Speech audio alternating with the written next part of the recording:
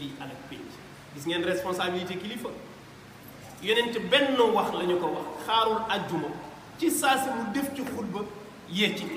ne tey dañu def loo xam ne buñ ma ko def loo woon ba ma def dinaa leen alak parce que moo alak xeet yu mujj yi Usaama ñëw di ma ñaan intervention ci koo xam ne yàlla moo teg ci kawam àtte mu ñëw di ma ñaan pour ma woyafal est-ce que man maay woyafal lu tax mu ñëw di ma ñaan ngir ma teggi lu yàlla teg ci jaamam ne leen mbaa yëg ngeen ne xeet yu njëkk yi lii moo leen alal mooy dañu demoon ba yegg ci soo dee ku ñu xam kilifa gu nu yëg dooleem moo xam ci alal mbaa ci tur mu ne boo jëlee alal dara du ñu ko fekk maanaam danañu fexe ba bàyyi la dem mu ne waaye bu dee amoo dayo boobu ci nit ñi siiwuloo amuloo alal nee na boo defee dara mu ne dañuy indi loi yi teg topp loi yi ba mu jeex tàkk sotti ko ci yow yeneen ti ne lii musiba la mu ne maa ngi leen di waatal ne bokk ma ci ñooñu maa ngi waat ci yàlla ne soxna Fatima sama doom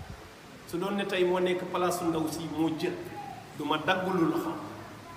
du ma santaane comme ni ñu koy defee man maay ñëw dagg loxo joxe exemple loolu nag njàngale mu rëy la war a doon ci ñi nga xam ne ñoo yor ëttu àttekaay yi nga xam ne ku waxal yàlla xaw ma nag koy wax li ko neex waaye ku waxal yàlla xam ne Sénégal injustice moo fi doon wàllu yoon moom mën nañ ko wax nii ci forme rek mais au fond amul te bés bu nekk nga gis lu firndeel ni amul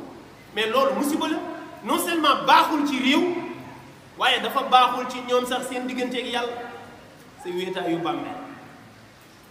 sa wéetaayu sa kanamu borom te kenn du la fa fekk loolu mat naa bàyyi xel gis nañ fi benn xew-xew bu xew ci ay télévision ñu am ci benn télévision boo xam ne ka jiite dañ ko tuumaal ci da doon sàcc ay fréquence bay sàccaale courant yoon defal boppam enquête ba jàpp ko xam nga loolu jeex na li def ko mandat dépôt li tax presse bi mat a téye kenn waxu ci ñu ne duñ ci wax nga xam ne mooy këru presse bi gën a rëy ci presse privé yi càcc gu mel noonu am fa ba ñu jàpp kilifa gi tëj ko te kenn waxu yow kooku noo koy wóolootoo ci information ba pare xëy di bind ay nit yu ñu jàpp fii ci ay faux billets Kër Massar ñu xëy titre ko seen journal ne am na nit yu ñu jàpp ci ay faux billets booru Kër Massar te kër gi ñuy bindee loolu borom kër gi mi ngi ci kaso bi ndax sàcc te kenn bind lii ñàkk màndu lii jàmm lii musiba la lii nopp ci sax ak naafeq waaye ci ay pexe yu néew taf-taf ñu génne war taf ñu génne war def ko sous contrôle judiciaire waaw léegi ban scandale lañ war a traité ci télé boobu kan moo war a sàccati léegi ñu tegle ci plateau boobu comme ki fa sàcc ba ñu tëj ko kenn du ko teg ci plateau parce que kilifa la fa keneen kuñ tegati ci plateau def ci yow édition spéciale scandale tooñ nañ ñoom kay dañu war a bàyyi scandale ba scandale moom waratu fa jaar wa illaa lee foog nit ñi wax ma gis beneen revue de presse boo xam ne feneen sax la bokk waaye mës na fa jaar bi mu liiree ba yegsi ci mu ne bii dama koy tëb ñu ne ko tax mu ne ko parce que kii sama patron la moo tax du ma ci wax xam nga lii lan moo ma ci ñor ñàkk a maandute gi nga def ci war a jox xibaar ñi la wóolu ba yaakaar na yaa ngi leen di informer juste et vrai fekk sa bakken dong nga leen di informer mooy lépp lu bon ci sama noon dinaa leen ko wax waaye lépp lu bon ci sama biir moom du ngeen ko xam yii sànkar la lii cancer la lii bu dañul ku la wax ni réew mi dina dox waxul dëgg lii bu dañul ku la wax ni diine dina fi sell ak jikko du dëgg parce que lii fa la jikko mag muy sàcc loolu musiba la loolu ndaw ñi di ko liir di ko xam te xam ne après du mujj fenn injustice yooyu la yonent doon wax nag ña am tur ca ñoom am ca alal bu ñu jëlee du mujj fenn dañ leen di bàyyi ñu dem ña def lu néew te amuñu tur ñu jàpp leen dugal ci kaso moo ne ci jamono yooyu am na journaliste bu ñu fa jàpp xëy na siiwul noonu waaye presque ci 1 million lañ ko tëjee ba nii mi ngi tëdd ñetti weer loolu mooy lan